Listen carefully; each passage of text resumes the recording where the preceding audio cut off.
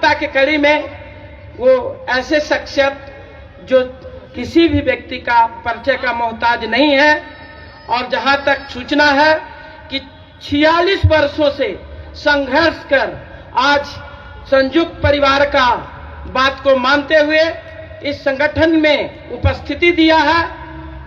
नागपुर को हेडक्वार्टर को घेरने का अगर किसी ने जुर्रत किया, आरएसएस को किसी ने दबाने का जुर्रत किया, तो वो नाम ऐसे शख्सियत के नाम खड़े होकर के आप लोग स्वागत करें। श्रीमान बामन मेश्राम जी का स्वागत है और आप सभी को रूबरू करने के लिए माननीय बामन मेश्राम साहब से स्वागत करिए।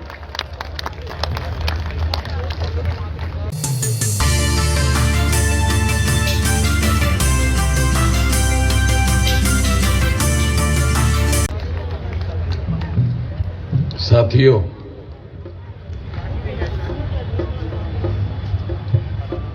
आज न्याय अधिकार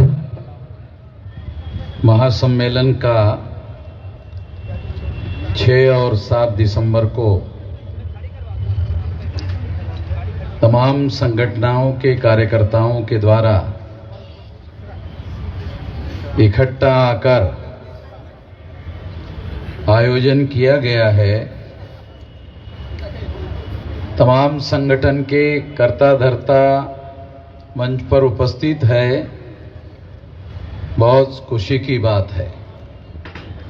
सभी लोगों को इस बात से खुशी होनी चाहिए कि जो लोग अलग अलग संगठन बनाकर समाज में लड़ाई लड़ रहे हैं, वो लोग सारे के सारे इकट्ठा होकर न्याय का अधिकार हासिल करने के लिए यहां मंच पर उपस्थित है। साथियों, मैं बहुत लंबी बात कहने के लिए आपके बीच में नहीं आया हूं। मैं 2-3 बातें ही आप लोगों के बीच में कहना चाहूंगा। तमाम बुद्धिमान लोगों ने और बहुत अनुभवी लोगों ने आप लोगों के सामने बहुत सारी बातें कही। मैं केवल 2-3 बातें ही आप लोगों के सामने रखना चाहता हूं। सबसे पहले तो हम लोगों को ये समझना बहुत जरूरी है कि इस देश में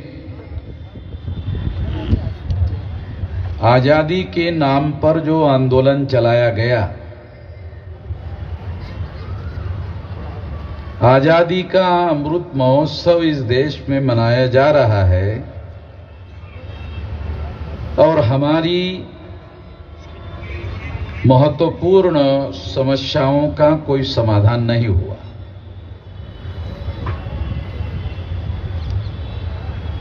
देश को चलाने वाले जो लोग हैं वो अमृत महोत्सव मना रहे हैं,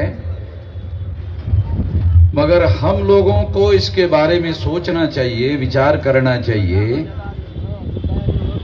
कि आजादी को हासिल करके 75 साल हो गए, मगर हमारी सामाजिक, आर्थिक, राजनीतिक समस्याओं का कोई समाधान हुआ नहीं। और अगर समाधान नहीं हुआ तो मैं ऐसा मानता हूं कि जो इस देश के बहुसंख्यक लोग हैं वो बहुत सालों तक कांग्रेस से उम्मीद लगाकर बैठे थे कि ये लोग हमारी समस्याओं का समाधान करेंगे,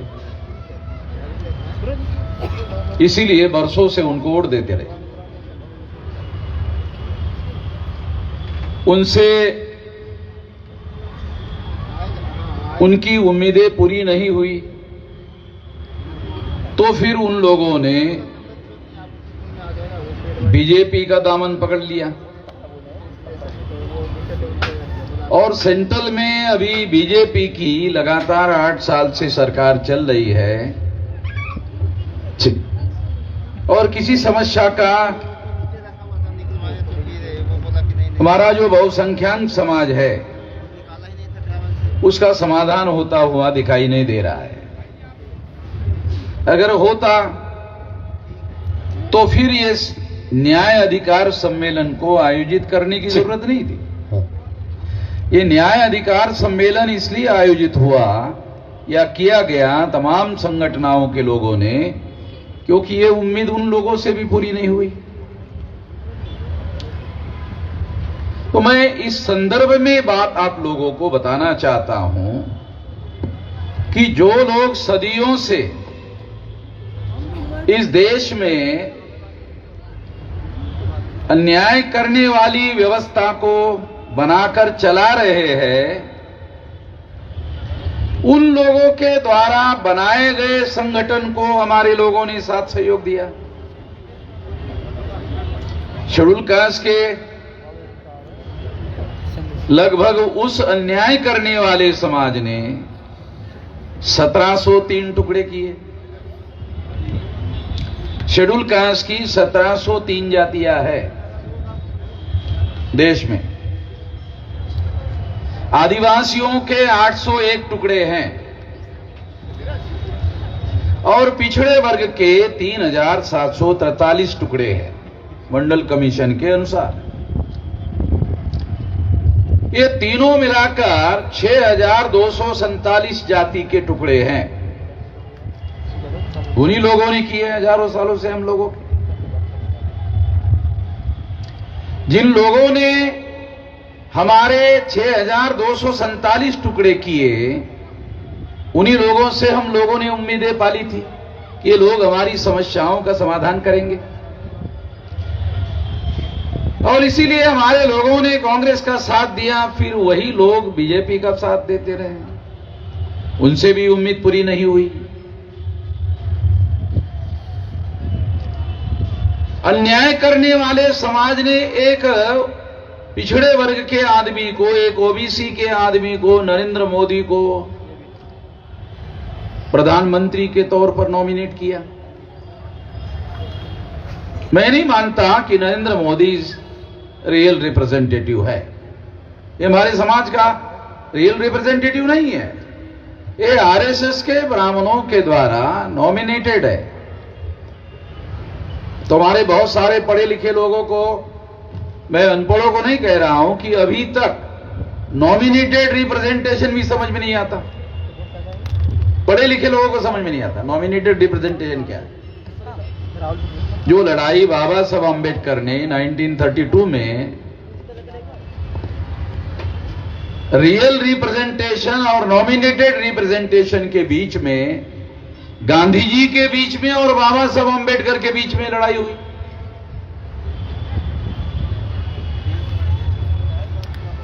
हम बाबा साहब का नाम तो लेते रहते हैं और जयकारे भी बहुत लगाते रहते हैं, जय जयकार भी बहुत करते रहते हैं, मगर बाबा साहब अम्बेडकर की और गांधी जी के बीच की लड़ाई क्या थी, इसको जाने बगैर ही हम आज की लड़ाई लड़ना चाहते हैं। मुझे तो नहीं लगता इस तरीके से लड़ाई लड़ी जा सकती।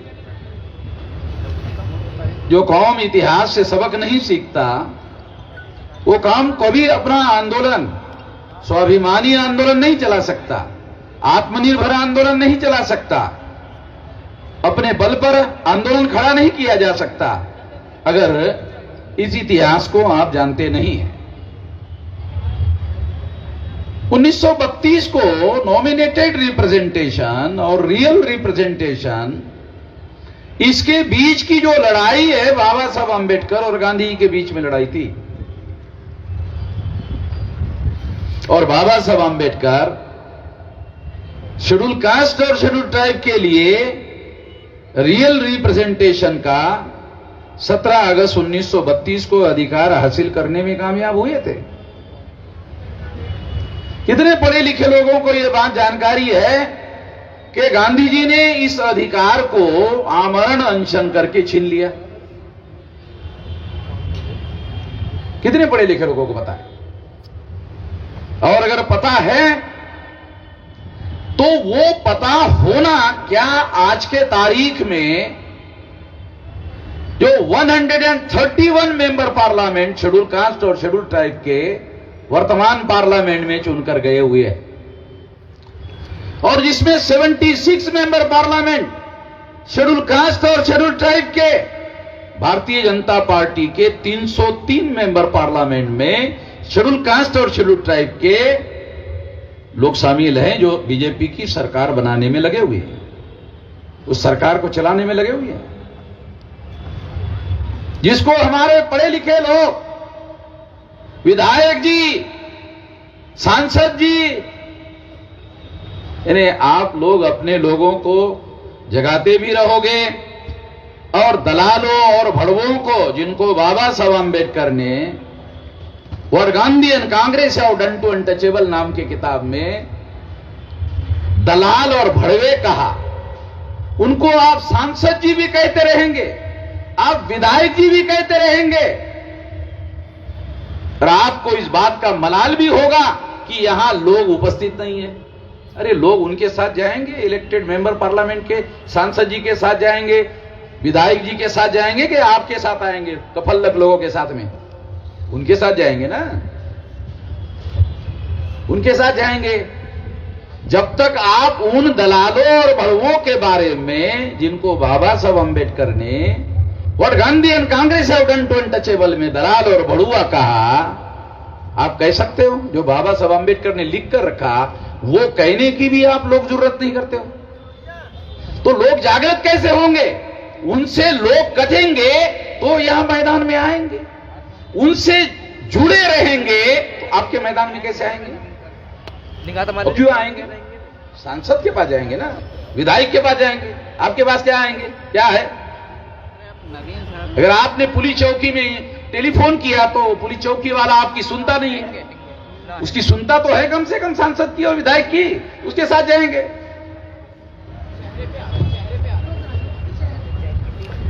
तो आपको ये इतिहास लोगों को बताना पड़ेगा।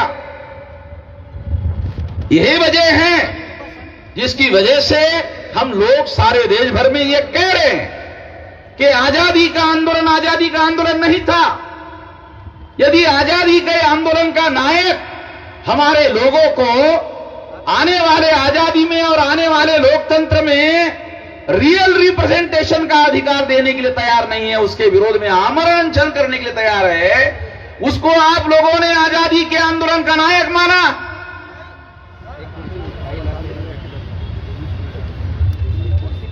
उसको नंगा करना पड़ेगा। वैसे तो वो आधा नंगा ही है, थोड़ी आधी कोशिश करनी पड़ेगी, ज्यादा कोशिश नहीं करनी पड़ेगी। आधी कोशिश करने के लिए भी आप राजी नहीं है। आप अपने लोगों को इसके लिए जागृत नहीं करोगे तो आपके साथ जो उनके साथ लगे हुए हैं, अरे आपके साथ आएंगे कैसे जब तक उनसे आप लोग अलग नहीं करोगे? उनसे उनको अलग करना पड़ेगा तो फिर ये मैदान भरेगा। क्यों नहीं भरेगा? ये मैदान कि मैंने अधिकारियों को पूछा भाई कितने भर सकते हैं, तो आधा ही रख दिया, अभी तो ये तो पूरा रखा ही नहीं। मैंने अभी आते आते पूछा, अरे ये तो मैं अभी बुक करने वाला था ये पूरा भरने के लिए, अभी मैं दूसरा कार्यक्रम यहाँ पूरा, मैंने कहा तो साला आधा ही रह गया। तो यहाँ कार्यक्रम करने का साला कोई मीनिंग नहीं रहा अभी तो, क्योंकि तो हम लोग जितना इकट्ठा कर सकते हैं तो उसके लिए जगह ही नहीं हो रही अभी रामलीला मैदान। 2-3 लाख लोग तो हमने आरएसएस के हेडक्वार्टर 3.5 लाख लोग लेकर गए थे, यहां तो जगह नहीं है, यहां तो 60-70 हजार से ज्यादा लोग नहीं आ सकते। साथियों, मैं आपको ये बताना चाहता हूं कि यदि आजादी का आंदोलन होता तो फिर गांधी जी को हमारे लोगों के मिले हुए अधिकारों के विरोध में आमरण अनशन करने की क्या जरूरत थी? अगर वो हमारे ही मिले हुए अधिकारों के विरोध में छीनने के लिए आमरण अनशन कर रहे थे तो फिर वो आजादी का आंदोलन भी चला रहे थे, वो कैसा चला रहे थे? ये सिंपल सवाल हमारे दिमाग में पड़ना चाहिए। इसलिए साथियों, मैं आपको इतिहास को खंगालना पड़ेगा, और बहुत पुराना इतिहास नहीं, आधुनिक भारत में जहां 1848 से लेकर ये आधुनिक भारत में लड़ाई लड़ी गई है, उसका इतिहास तो कम से कम हम लोग ठीक से समझे। अगर उसका इतिहास ठीक से समझने की कोशिश करेंगे तो फिर हम आजाद भारत में, जो हमें आजादी नहीं मिली है, पुलिस चौकी में हमारा एफआईआर नोंद नहीं होता, भाई आजादी मिली है, क्या आजादी मिली है? हमारे लोगों को आदिवासी इलाके में 500 आदिवासियों को एफआईआर नोंद करने के लिए जाना पड़ता है, जो सुप्रीम कोर्ट कहता है कि यह संवैधानिक अधिकार है। एफआईआर संवैधानिक अधिकार है, वो एक आदमी पुलिस चौकी में जाकर नोंद कर ले तो नोंद होना चाहिए, नहीं होती। काहे की आजादी है? इसको आजादी कहा जा सकता है? इस देश में आपके इलेक्टेड रिप्रेजेंटेटिव है 131 मेंबर पार्लियामेंट और 1000 से ज्यादा एमएलए है। पार्लियामेंट में उनको कोई बोलने नहीं देता। अरे आपकी छोड़ो, आपके इलेक्टेड रिप्रेजेंटेटिव को पार्लियामेंट में कोई बोलने नहीं देता। जब आपके इलेक्टेड रिप्रेजेंटेटिव को बोलने नहीं देता कोई, और लोकसभा का सभापति ही उनको रोकता है। हीरालाल परमार का नाम सुना? 82 में संसद में, जब 82 में रिजर्वेशन विरोधी आंदोलन हुआ था गुजरात में, तो वो संसद में बोलना चाहता था, तो सभापति ने कहा, परमार जी आपकी कांग्रेस पार्टी ने आपका नाम बोलने के लिए नहीं दिया है, आप नहीं बोल सकते। हम बहुत जल्दी भूलने वाले लोग हैं। हमारे पिछवाड़े पे डेली लात पड़ती है, मगर भूलने का हमारा ऐतिहासिक रिकॉर्ड है। हम बहुत जल्दी भूल जाते हैं और फिर नई नई कहानियां हमारे सामने आती रहती है। साथियों, एक तो ये बात हम लोगों को, ये जो 1848 से लेकर 1956 तक का जो आधुनिक भारत का इतिहास है, अगर उसे ही ठीक से समझ लो, बहुत पुराना 2-3 हजार साल का छोड़ो, ये भी अगर इतिहास ठीक से समझ लो और समझकर उसके सबक लेकर अगर आप अपने लोगों को जगाने का काम करो, तो लाखों लोग ये मैदान पर इकट्ठा हो सकते हैं। क्यों नहीं हो सकते? तमाम संगठनों के कार्यकर्ता यहां मंच पर इकट्ठा आए हैं, बहुत अच्छी बात है, बहुत खुशी की बात है। मगर यह निश्चित रूप से हम लोगों को दुखी करने की बात है कि यहां 90% कुर्सियां खाली हैं। निश्चित रूप से हम लोगों को दुखी हैं। तो जो केंद्र सरकार चलाने वाली बीजेपी और आरएसएस के लोग हैं, क्या मैसेज गया यहां से? बहुत गलत मैसेज गया, बहुत दुखी करने वाला मैसेज गया। उनका हौसला बढ़ता है इस वजह से, हमारे दुश्मनों की हिम्मत बढ़ती है इससे। तो ये हमारी समस्या है और ये समस्या रहेगी। एक तो ये बात मैं आप लोगों को बताना चाहता हूं। दूसरी बात मैं आप लोगों को बताना चाहता हूं, क्योंकि मैं 3 ही बात बोलूंगा। दूसरी बात यह कि हम लोगों को इस देश में परिवर्तन करने के लिए आंदोलन चलाना होगा। अगर परिवर्तन करने के लिए आंदोलन चलाना होगा, तो क्या कोई आंदोलन संगठित शक्ति के बगैर आप चला सकते हैं? क्योंकि आपकी इस देश में जो 6247 जाति के टुकड़ों में बांटकर इस देश की जो ब्राह्मणिकल सोशल ऑर्डर बनाई गई है, उस व्यवस्था को बदलने के लिए, उस व्यवस्था का परिवर्तन करने के लिए आपको इस देश में आंदोलन चलाना होगा। वो है आपकी मूल समस्या। और इस समस्या का समाधान करने के लिए आपके पास संगठित शक्ति चाहिए। आपके पास संगठनाएं हैं, संगठित शक्ति नहीं। क्योंकि यहां तो हमारे तमाम जो लीडर है, उन लोगों की संगठनाएं तो है, नहीं है ऐसा थोड़ी है, मगर संगठित शक्ति नहीं है। जब काशीराम जी ने, क्योंकि काशीराम जी ने पहले महाराष्ट्र में काम शुरू किया था, तो महाराष्ट्र के लोग उनको बोलते थे, आप लोगों को मालूम नहीं है, क्योंकि हम लोग उस समय काम करने वाले लोग कार्यकर्ता थे, तो हमें मालूम है। लोग महाराष्ट्र के उनको क्या बोलते थे कि ये रिपब्लिकन पार्टी के जो टुकड़े हैं उसको आप इकट्ठा करो। काशीराम जी ने नहीं माना, वो बोलते थे कि उन टुकड़ों को इकट्ठा करो, लोग बोलते थे। तो उन्होंने, काशीराम जी ने इस बात को नहीं माना। उनका कहना था कि इनको इकट्ठा करने के लिए मैं जितना समय लगाऊंगा, होगा कि नहीं होगा नहीं बोल सकते, क्योंकि बहुत पहले दूसरे लोग भी कोशिश कर चुके हैं। उससे बेहतर तरीका है जनता को जगाकर इकट्ठा करना। मैं आपको हिस्टोरिकल बात बता रहा हूं, सबूत के आधार पर बता रहा हूं। तो उन्होंने दूसरा रास्ता अपनाया। कौन सा? जनता को जगाकर इकट्ठा करने का। आप लोगों ने नेताओं को इकट्ठा करने का काम किया, अच्छा काम किया, वैसे गलत नहीं है ये, अच्छा काम। जो काशीराम जी ने इसको अच्छा नहीं माना, आप लोगों को थोड़ा हिस्टोरिकल फैक्ट बता रहा हूं, ये रास्ता सही नहीं है, ऐसा काशीराम जी का मानना था। इससे हमारा कुछ होगा नहीं, इससे समाधान नहीं होगा। अभी भी कुछ लोग ये बोल रहे थे, एक लड़की बोल के गई कि अब यहां हमारे संगठनकर्ता नेता लोग इकट्ठा तो हो गए, कल क्या होगा? यकीन नहीं है तो लड़की का, यकीन नहीं है हमारे ऊपर विश्वास नहीं है लड़की का, तो वो मैं उसको गलत नहीं मानता।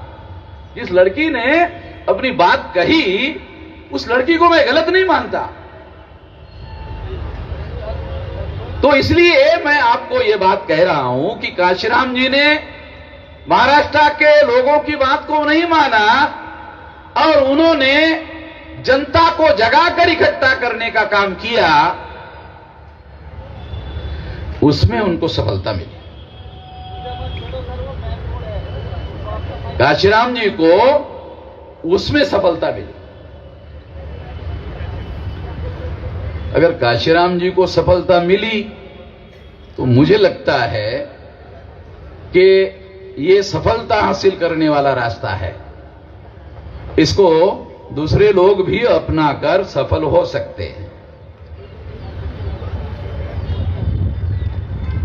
एक तो ये बात मैं आप लोगों को बताना चाहता हूं, लंबी बात किए बगैर। तीसरी बात, ये तीसरी कहकर समाप्त करना चाहता हूं।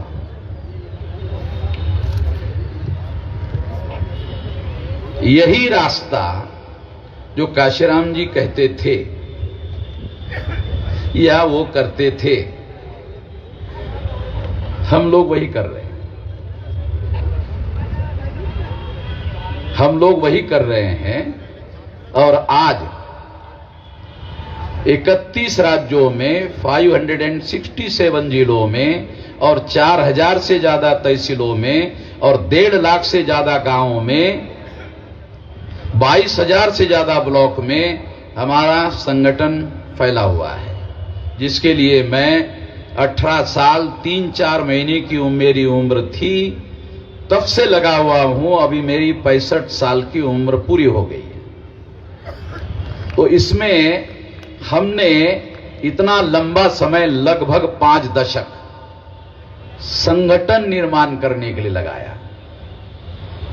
आप लोगों ने केवल इतना ही देखा और सुना कि 3.5 लाख लोग आरएसएस के हेडक्वार्टर पर गए थे, इतना ही आपने देखा और सुना। आपको यह मालूम नहीं कि ये यकायक कैसे हो गया। तो यकायक नहीं हुआ,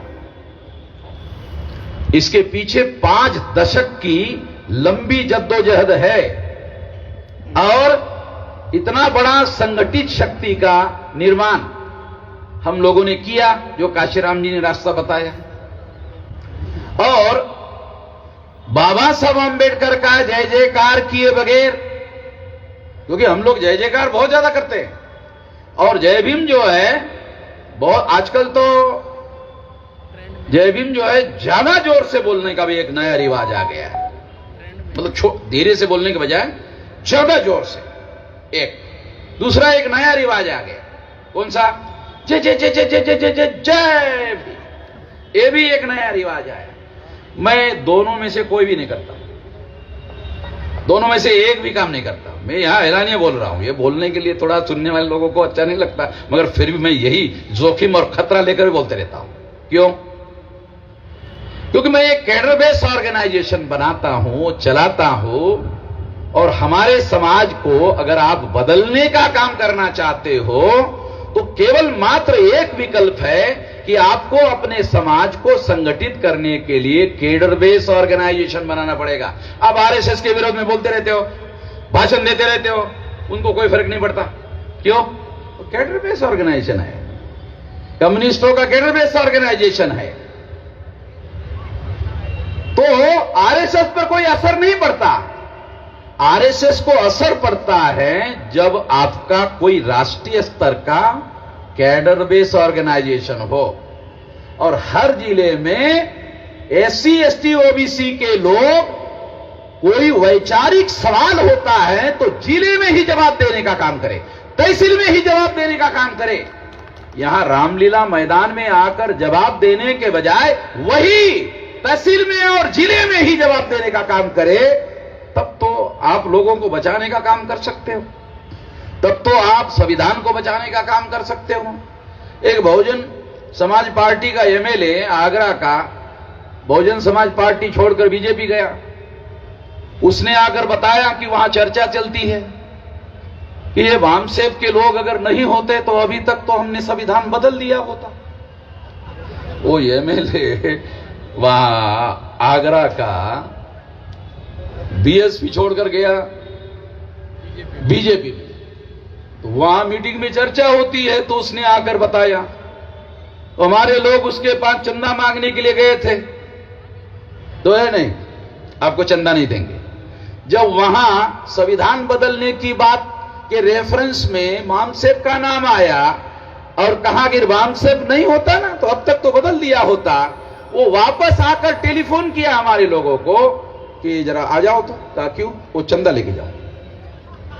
चंदा मांगने के लिए गया तो दिया नहीं। जब उसने अंदर जाके बीजेपी वालों से सुना ना, तब जाकर हमारे आदमी की अकल जो है, ये कौन लड़ रहा है, मैं आपको बताना चाहता हूं, समझाना चाहता हूं कि हमारे समाज की लड़ाई अगर आप वास्तव में लड़ना चाहते हो और बदलना चाहते हो और यहां आकर केवल भाषण नहीं करना चाहते हो, यहां बहुत जोर जोर से अगर मान लो आप भाषण कर लोगे और ये समझ लोगे कि इससे आपका दुश्मन डर जाएगा, आपका दुश्मन पर प्रभाव पड़ेगा, इससे कुछ नहीं होने वाला। बहुत ज्यादा ताकत और बहुत ज्यादा शक्तिशाली लोग हैं, और कांग्रेस वाले बीजेपी के विरोध में, बीजेपी वाले कांग्रेस के विरोध में ये बोलते रहेंगे, मगर संसद में गले भी मिलते रहेंगे, संसद में गले भी मिलते रहेंगे। राहुल गांधी को आपने, नरेंद्र मोदी को संसद में गले मिलते हुए देखा होगा, देखा है। नहीं देखा होगा तो अभी भी यूट्यूब पर अवेलेबल है, देख लेना थोड़ा सा घूम घाम करके। तो मैं आपको यह बताना चाहता हूं कि आपको अपने समाज को परिवर्तन के दिशा में अगर लेके जाना है, और व्यवस्था सारे देश भर में फैली हुई है गैर बराबरी की, अन्याय करने वाली गैर बराबरी की व्यवस्था फैली हुई है, तो आपके पास राष्ट्रव्यापी संगठन चाहिए और उस संगठन की संगठन शक्ति चाहिए। उसके आधार पर आप बदलाव का, उसके आधार पर आप परिवर्तन का काम कर सकते हो। यहां भाषण करके बदलाव हो जाएगा, मुझे नहीं लगता कि ऐसा हो सकता है। मुझे इस पर यकीन नहीं है, मुझे इस पर विश्वास नहीं है। भाषण करना गलत है ये नहीं कह रहा हूं, भाषण करना गलत है ये नहीं कह रहा हूं, तो आप लोगों का मिसअंडरस्टैंडिंग हो जाएगा कि भाषण करना ही गलत। नहीं, मैं ये नहीं कह रहा हूं, मैं कह रहा हूं संगठन शक्ति के बगैर भाषण करना, इसका कोई रिजल्ट नहीं निकलेगा। आपके पास संगठन शक्ति चाहिए, फिर उन लोगों के सामने अगर कोई वैचारिक एजेंडा आप रखते हो तो वो लोग गांव गांव तक लेके जाएंगे।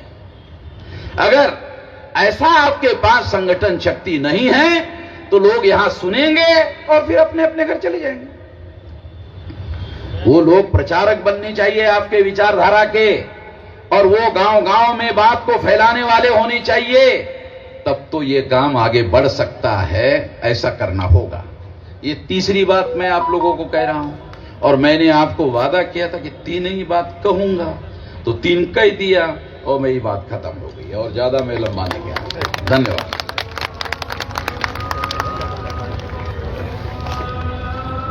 बहुत बहुत धन्यवाद सर आपका।